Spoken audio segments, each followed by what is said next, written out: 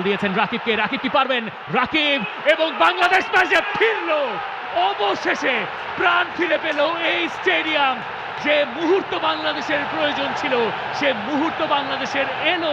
বাংলাদেশের মনেও রাখতে হবে আরো এক গোল তাদের বাকি।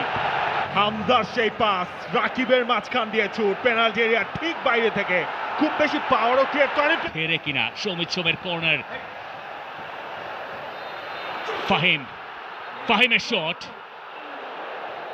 যদিও রেফারি ইয়েলো কার্ড দেখালেন ফাহিমকে, কারণ বাঁশি আগে বাজিয়েছিলেন, ফাহিমের কান পর্যন্ত সেটা হয়তো পৌঁছায়নি এবং হামজা চৌধুরী তার অভিযোগটুকু রেফারিকে জানিয়ে রাখছেন।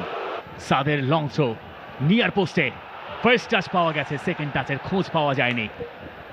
মোরসালিনের কর্নার নিয়ার পোস্টে হেডার আলামিন 6 ইয়ার্ড বক্সের মাথা থেকে।